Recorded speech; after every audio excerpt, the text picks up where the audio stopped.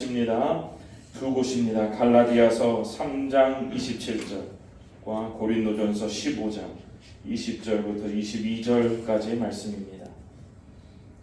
갈라디아서 3장 27절과 고린도전서 15장 20절부터 22절까지의 말씀.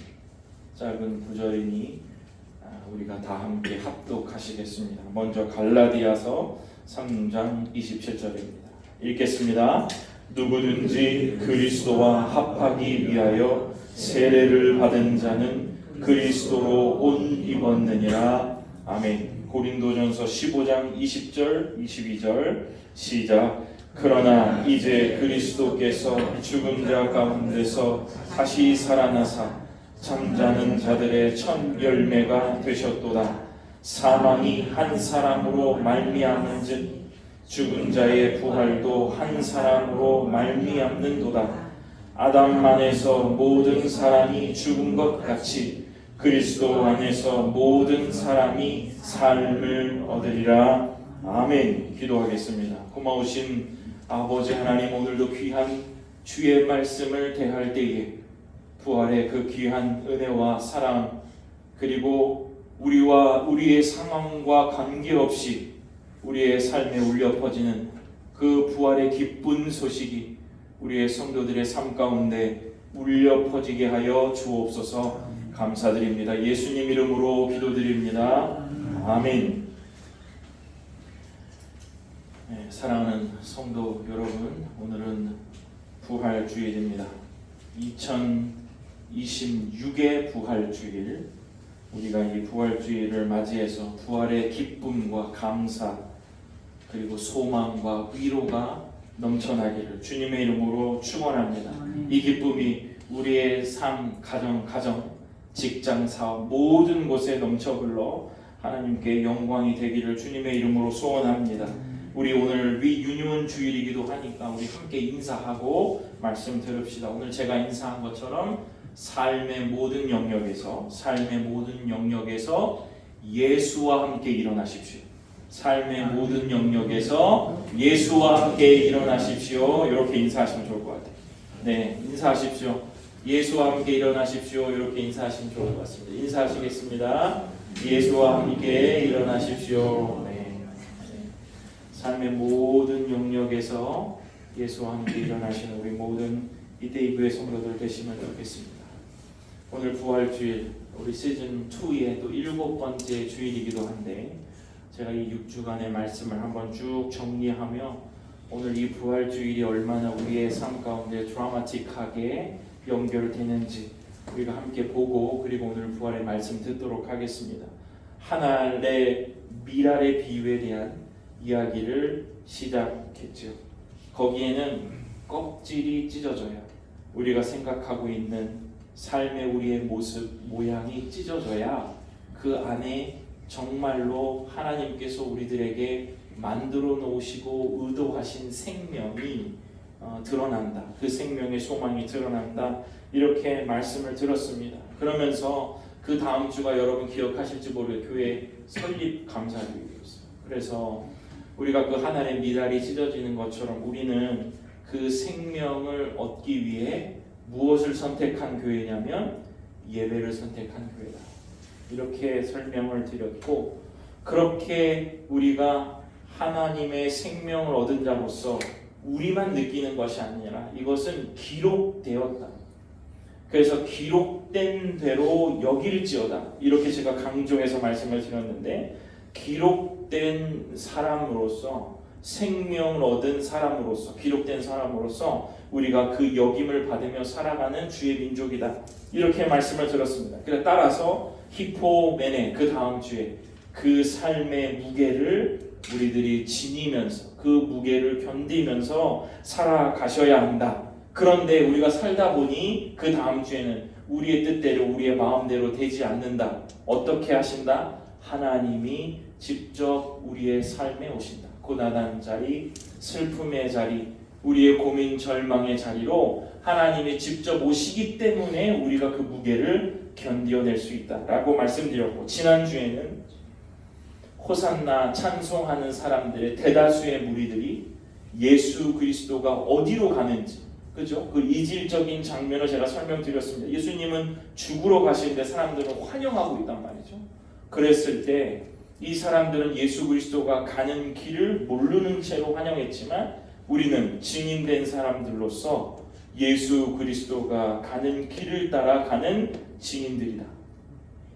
그래서 대다수의 증인이 대다수의 사람들이 아니라 우리는 예수 그리스도의 증인으로 살아야 한다. 그러면서 제가 지난주에 한번 요청드렸습니다. 여러분 이 한 주간, 이 고난의 주간 느리게 살아가십시오. 느리게 살아갈 때 예수님의 발자취를 우리가 더 살펴볼 수 있습니다. 라고 요청을 드렸습니다. 여러분 그 느림의 미학, 또 느림의 아름다움 통해서 예수님의 발자취를 충분히 느끼셨으리라 그렇게 생각하고 오늘 대망의 2026의 부활을 맞이했습니다. 여러분 이 부활의 이야기는 오늘도 제가 기쁨, 감사 이렇게 얘기하니 우리의 삶에서 어떤 것이 있냐면 약간 마지막에 해피엔딩쯤으로 여길 수 있으실 것 같아요. 여러분들은 부활을 어떻게 평소에 느끼고 계십니까? 저는 사실 여러 절기가 있고 신앙의 여러 교리가 있지만 이 부활이 없었다면 내가 여기서 이렇게 목사의 직을 감당하는 것, 우리 성도들과 함께 예배 드리는 것이 참 쓸데없는 일이죠. 그러나 예수님께서 부활하셨기 때문에 우리의 오늘의 이 모든 삶과 오늘의 예배와 우리의 모든 인생의 여정이 의미가 있는 것이지 않겠습니까? 아주 명시적인 아주 간단한 답변이 있습니다. 예수님께서 죽으셨다 살아나셨습니다. 예수님께서 죽으셨다 살아나셨습니다. 이것이 바로 부활의 이야기입니다. 그래서 우리가 이것을 그냥 미래에 벌어질 어떤 일과 이 부활이 연결하는 것이 아니라 오늘 우리의 삶 가운데서도 부활의 기쁨과 감사가 느껴져야 한다. 해피엔딩으로 우리가 느낄 부활이 아니라 그 부활은 오늘 지금 이 순간에도 우리들에게 느껴지고 우리들에게 능력으로 임할 수 있다. 이 이야기를 오늘 여러분과 함께 나누면서 은혜를 받고 싶습니다. 첫 번째로 부활은 좋은 결말이 아니라 새로운 질서의 시작. 우리가 앞으로 얻을 수 있는 그 기쁨의 저 멀리 있는 것이 아니라 오늘 2026년 이 오늘 4월 5일부터 시작되는 새로운 질서를 이야기한다는 것. 15장 20절을 한번 읽어보겠습니다.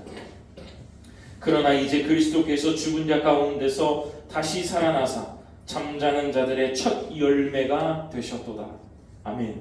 여러분 첫 열매가 되셨다. 오늘 우리가 찬송에서도 첫 열매가 되셨다라고 이야기를 많이 하잖아요. 여러분 이것을 여러분들이 이해하실 때 앞으로는 이것은 단순히 처음 열매를 의미하는 것만 해당되는 이야기가 아닙니다. 첫 열매가 되셨다라는 그 말에는 어떤 의미가 뒤따르냐면 앞으로 우리가 나머지의 그 순간과 시간들 속에 수학의 전체가 뒤따를 것이다 라는 그 단어, 그 의미가 이 첫 열매에 들어가 있다는 거예요. 첫 열매가 되셨도다. 예수님께서 처음이구나 아니라 그 뒤에 엄청난 수확이, 우리가 거두어 들일 수확이 보증된 말이 첫 열매라는 거예요. 그래서 첫 열매가 나왔다라고 표현할 때 그 사람들은 그 뒤에 어떠한 소망이 있냐면 앞으로 엄청난 풍성한 수확이 나의 삶에 있구나를 의미하며 첫 열매라고 얘기했다는 거예요. 따라서 오늘 예수 그리스도가 부활의 첫 열매가 되셨다. 우리의 마지막에 어떤 일들이 벌어진다는 얘기가 아니라 하나님께서 예수 그리스도의 부활의 의미는 우리들에게 그 나머지의 수확이, 그 부활의 놀라운 능력이 우리의 삶에도 들어온다. 되돌릴 수 없다. 막을 수 없는 수확이 우리의 삶에 여전히 도달할 것이다 라는 그 의미가 부활의 첫 열매가 되셨도다 라는 말에 들어가 있다는 거죠. 사랑하는 성도 여러분, 이 사도 바울은 21절 22절에 다 명확하게 해요. 아담이 모든 사람이 아담 안에서 모든 사람이 죽었죠. 그리스도 안에서 모든 사람이 새 생명을 얻는다라고 이야기를 그 뒤에 하고 있다는 거예요. 그렇기 때문에 여러분 이 부활이 우리의 삶에 무슨 효력이 있습니까? 오늘 이러한 일들이 우리들에게 무슨 효력이 있습니까? 라고 물으신다면 여전히 우리의 삶에 우리의 모든 삶 속에 아담의 질서, 아담 안에서 우리가 모두 죽었잖아요. 그 죽음의 질서들이 우리의 삶을 이 통치하고 만들어 간다라고 생각할 수 있어요. 여전히 우리는 수고하고 여전히 우리는 그 수고한 대로 하나님께서 이 애쓰는 대로 하나님께서 복을 주시지만 그렇게 살아가야 한다는 거죠. 사람이 죽고 병들고 관계가 깨지고 희망이 사라지는 것 같은 그러한 순간들 속에 예수님의 부활이 시작됐다, 첫 열매가 되졌다, 이 말은 우리의 삶 뒤쪽으로 엄청난 하나님의 그 부활의 기쁨이 우리의 삶에 도달할 것이다라는 선언과 선포가 이 단어 안에 멈춰 있는 겁니다. 따라서 이 부활은 완결되어서 저 과거에 있는 일이 아니라, 지금은 없지만 저 끝에 생길 일이 아니라 지금 진행 중인 이야기고, 완결된 이야기가 아니라 지금 수확 중인 이야기입니다. 사랑하는 주님의 성도 여러분, 이 부활의 질서가 여러분의 삶에 시작됐습니다. 이 시작이 여러분의 삶 가운데 충만히 누려져 예수 그리스도가 처음 열매 되신 그 나머지의 수확을 여러분들의 삶에 풍성히 누리며 살게 되시는 오늘 부활주일 되시기를 주님의 이름으로 축원합니다. 두 번째는 이미 우리는 그 부활 안에 심겨진 자들이라는 사실. 처음에는 이 부활은 새 질서가 시작되었다는 거예요. 왜냐하면 그 단어가 그렇게 표현해요. 두 번째는 우리가 그 부활 안에 합하여 심겨진 자들이다. 갈라디아서 3장 27절 한번 보겠습니다. 누구든지 그리스도와 합하기 위하여 세례를 받은 자는 그리스도로 옷 입었느니라. 여러분, 그리스도와 합하여라는 말에 그 말의 표현에 한번 주목해 보십시오. 여기는 뭐냐면요, 그리스도 안으로 세례받았다라는 것, 그리스도 안으로 들어갔다라는 말, 합해졌다는 것은 그리스도 안으로 들어갔다. 여러분, 제가 이 말씀을 왜 드리냐면, 우리가 이 부활주의를 겪으면서 부활의 능력이 나에게 있는가 없는가, 여러분 긴가민가 가물가물 하실 거예요. 여러분 한번 생각해 보십시오. 우리가 어떤 것을 느끼지 못한다고 해서 그것이 존재하지 않는다라고는 말할 수 없습니다. 심장이 뛰는 것을 느끼지 못하는 순간에도 심장은 뛰고 있잖아요. 중력을 의식하지 못하는 순간에도 그 중력은 여전히 작용하고 있는 것처럼, 사실 우리는 내가 보고 믿고 체험해야 그것이 있는 거다라고 하지만, 여러분 부활도 마찬가지입니다. 내가 부활의 능력을 지금 실감하지 못하고 깨닫지 못해도 여러분 이것은 사실입니다. 내가 그것을 이제 믿음으로 고백하는 순간에 이것이 풍성하게 우리에게 다가오지만 그 사실이 취소되지 않는다. 내 삶이 지금 어떤 것에 어떠냐에 따라서 그 부활의 능력이 취소되지 않는다는 거예요. 그래서 로마서의 바울 사도는 이렇게 얘기해요. 우리는 너희 자신을 죄에 대하여는 죽은 자다. 그리스도 안에서는 하나님께는 살아있는 자로 여길지어다. 제가 아까도 얘기했어요. 죄에 대해서는 죽어있는 거고 하나님께는 살아있는 자로 여길지어다. 내가 지금 살아있는가 살아있지 않는가라는 그런 가물가물한 의문이 들더라도 여길지어다. 이거는 아까 뭐라고 했죠? 기록되어, 장부에 기록되어 있으니까 감정으로 느끼라는 것이 아니라 장부에 이미 기록된 사실을 그대로 인정만 하면 되는 거예요. 내 감정이 흔들리는 날에도 장부의 내용이 여러분 바뀝니까? 싹 없어져요? 아니. 나의 상황과 나의 이것 여러 가지의 상황과 상관없이 하나님의 헤세드의 사랑은 뿌려지고 있고 그 부활의 능력은 여전히 존재하고 있다는 것. 그래서 여러분, 우리의 마음속에, 내가 지난주에도 말씀드렸어요. 내가 이렇게 했다, 좀 잘 믿는 것 같다, 내가 성경도 읽고 기도도 많이 하는 것, 오늘 막 그냥 뭐 한 두세 달 아무것도 아니다, 또 조금 했다, 이렇게 왔다 갔다 하면 하나님도 싫어하지 않을까? 우리 인간적인 생각이 그렇잖아요. 근데 여러분, 제가 중요한 거는 뭐냐면, 여러분들이 기도 생활을 조금 잃었어요. 여러분들이 말씀의 생활을 조금 잃었어요. 예수 그리스도를 따라가는 삶을 조금 잃었어요. 오늘 또다시 결정해서 또 따라가면 됩니다. 그것을 탓하지 않으신다. 내 마음속에 하나님을 향한 그 열정이 있다면 오늘 또 시작하는 거예요. 또 우리가 며칠 뒤에 이것을 포기하고 또 시작하는 겁니다. 왜? 하나님께서 이러한 상황과 상관없이 우리의 마음속에 언젠가 그 날수가 길어지고 하나님을 향한 그 집중력이 더 높아지는 더 날이 많아져서 하나님께서 또 그런 가운데 우리들에게 시련을 주시고 그 시련을 이길 수 있는 힘을 주시면서 우리의 삶을 만들어 가신다는 거예요. 이 믿음과 이 신뢰를 갖는다는, 이게 바로 믿음이라는 거예요.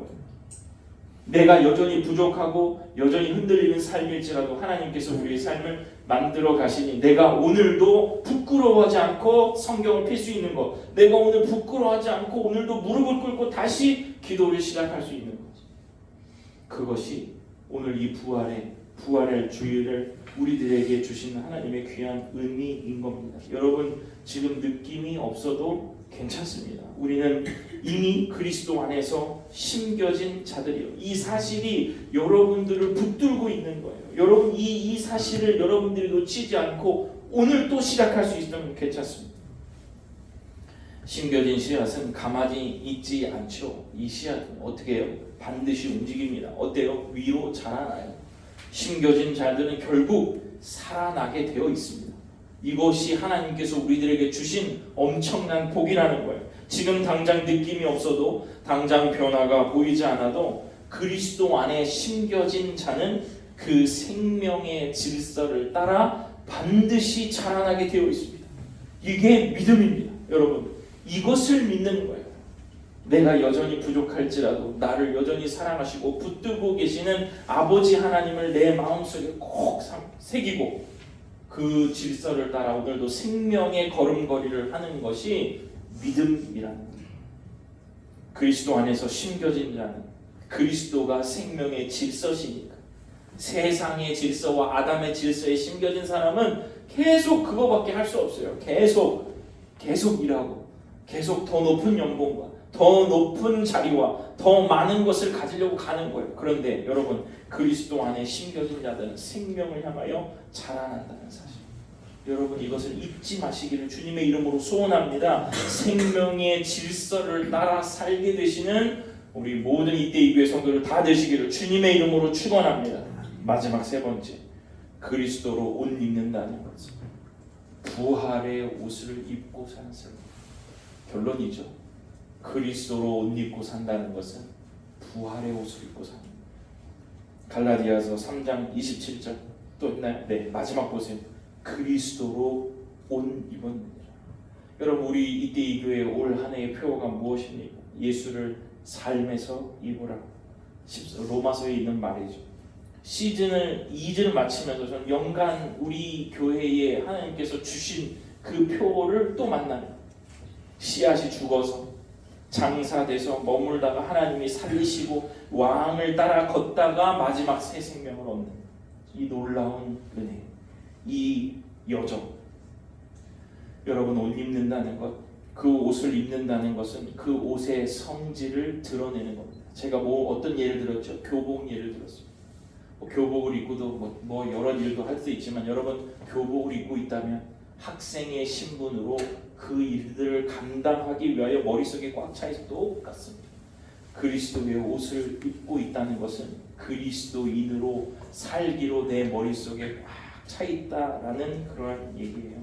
예배를 드릴 때만 입었다, 예배를 끝나면 그 벗어놓는 옷이 아니라 매일 매순간 그리스도로 옷 입고 사는 거예요. 그러니까 내 삶의 모든 영역에서 그리스도의 옷을 입고 살면 나의 삶이 어떻게 되겠습니까? 그 사람들과 그 모든 관계들과 내가 하는 일들에 그리스도의 옷을 입고 산다고, 이 옷을 입고 그 일을 한다고 여러분 생각해 보십시오. 그렇다고 한다면 우리의 삶이 어떻게 변할 수 있을까요? 사랑하는 주님의 성도 여러분, 여러분 일상에서 어떤 옷을 입고 살고 계십니까? 오늘 부활주의를 맞이하며 여러분들은 일상에서 어떠한 옷을 입고 사십니까? 직장에서, 가정에서, 관계 안에서 어떠한 정체성을 입고 계시냐는 거예요. 여러분들의 있는 곳에서 예수 그리스도의 옷을 입는 부분이 한 가지라도 있는지, 아니면 그냥 물 흐르듯 세상과 구분되지 않고 그냥 살고 있는지, 저거는 좀 다르구나, 예수를 믿고 있으니 저거는 좀 다르구나 라는 것들이 있냐는 거예요. 징크스, 선입견, 우리 그런 거 있잖아요. 나에게 이거는 건들지 않았으면 좋겠는 것, 여러분의 삶에 이거 예수로 인하여 이 부분은 건들지 마 하는 그런 뾰족뾰족한 게 있으세요?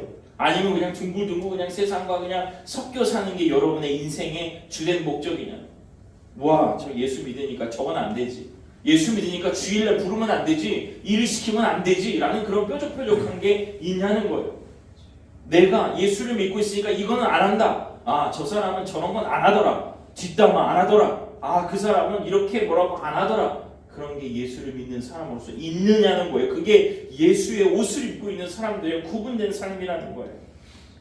부활을 입는다는 것은 바로 이것입니다. 죽음의 질서 안에서, 세상이 지배하는 세상 안에서 두려움, 어떤 거예요? 두려움, 비교, 경쟁, 불안. 자 보십시오. 두려움, 비교, 경쟁, 불안 안에 다 들어가는 거예요. 우리를 그렇게 옷 입히려고 하죠. 둥글둥글하게 살아라고 하죠. 근데 여러분 기억하십시오. 우리는 그리스도 안에 심겨진 자들입니다. 질서 자체가 다르다는 거예요. 부활의 질서 안에 있는 사람들이라는 것을 여러분 꼭 기억하시길 바랍니다. 생각해 보십시오. 여러분, 부활의 첫 열매이신 그리스도를 입은 사람이 죽음 두려워하지 않겠죠. 새 생명을 가진 사람들로서 생명의 작동들을 할 거예요. 이미 죽음이 패배한 사실을 오늘 우리는 예수 그리스도가 부활한 사실을 통하여 깨달았습니다. 부활을 통하여. 부활을 입은 사람은 자신이 누군가에게 무시당해도 흔들리지 않습니다. 왜냐하면 자신이 하나님의 작품, 그분이 만든 정말 진실된 걸작임을 알기 때문에 그렇습니다. 부활을 입은 사람은 오늘이 우리의 삶의 마지막이라고 생각하지 않죠. 새 생명을 가지고 오늘도 활력을 얻고 주님을 위하여 오늘 하루를 부여받은 사람으로 열심을 다해 산다는 거예요. 이 부활의 옷을 입고 오늘도 내일도 예수 그리스도를 따라 추적추적 걸어가시는 예수 그리스도의 증인 되시는 우리 이태교회 모든 성도들 다 되시기를 주님의 이름으로 축원합니다. 말씀을 마칩니다. 사랑하는 성도 여러분, 우리 시즌2를 부지런히 달려오며 마지막 7주 부활주일, 리유니온주일을 맞이했습니다. 마지막 우리는 부활의 새 생명으로 옷 입는 날입니다. 여러분, 선명한 복음이죠. 선명한 복음. 좋은 이야기쯤이 아닙니다. 선명한 복음이고 완전한 팩트고 사실입니다. 더 중요한 것은 우리가 이 사건에 실제로 참여한다는 거예요. 왜냐하면 우리가 이미 그리스도 안에서 심겨진 자들이기 때문에 그렇습니다. 사랑하는 주님의 성도 여러분, 이 부활주일 저는 이 자리에서 여러분들에게 묻습니다. 여러분은 어떤 옷을 입고 오늘 집으로 돌아가십니까? 내가 준비되었건 준비되지 않고가 문제가 아니라 오늘 결단하면 입을 수 있어요. 그리고 그렇게 살 수 있습니다. 그리고 또 안 되면 또 입을 수 있습니다. 여전히 우리들에게 한없는 은혜를 주시는 아버지 하나님의 그 은혜를 따라서 우리는 부활의 자리로 매일 갈 수 있습니다. 매일매일 갈 수 있습니다. 우리가 안 가는 겁니다. 죄와 두려움, 죽음의 질서가 세상 속에서 여러분에게 계속 옷 입으라고 종용할 겁니다. 머리를 쓰고 예수님처럼 희생하고 헌신하면 안 된다라고 우리들에게 얘기할 겁니다. 근데 또 생각해보면 여러분, 예수님처럼 사는 방식이 막 세상에서 바보처럼 사는 것 또 그렇지도 않아요. 예수님의 희생과 헌신으로 사는 사람들이 더 많이 존중받고 사랑받고 위에 올라와 있는 경우, 자리가 높아지는 경우 더 많습니다. 더 많아요. 나는 그리스도로 이미 옷 입은 자라고 선언하며 살아가시는 여러분 되시기를 소원합니다. 부활의 첫 열매가 이미 나왔습니다. 그죠? 우리는 그 수확이 반드시 뒤따를 줄로 믿습니다. 이 확신을 붙들고 오늘도 예수를 삶에서 입고 일어서서 걸어가는 이때이 교회 온 성도들 다 되시기를 바라고, 살아계신 부활의 주님이 동행하며 그 삶의 영역에서 여러분들을 부활로 이끄실 그 하나님을 찬송하며 우리가 이 부활의 기쁨을 한없이 누리는 오늘 주일 되시면 참 좋겠습니다. 이 부활의 기쁨 감사가 이때이 교회에 넘쳐 흘러 예수와 함께 일어나는 귀한 주의 은혜가 오늘 부활주일 있기를 주님의 이름으로 축원합니다. 기도하겠습니다. 고마우신 아버지 하나님, 우리 안에 예수 그리스도로 옷 입게 하시고 특별히 그 옷이 부활의 생명의 오심을 알게 하여 주시니 감사합니다. 우리들에게 정답과 해답보다 예수와 함께 일어나는 복을 주셨사오매 우리들이 오늘의 일상생활에서도 주 예수와 함께 일어나는 모든 삶의 영역에서 예수와 함께 일어나는 복된 오늘 부활주일 될 수 있도록 아버지 하나님 은혜를 더하여 주시옵소서. 감사드리며 예수님 이름으로 기도드립니다. 아멘.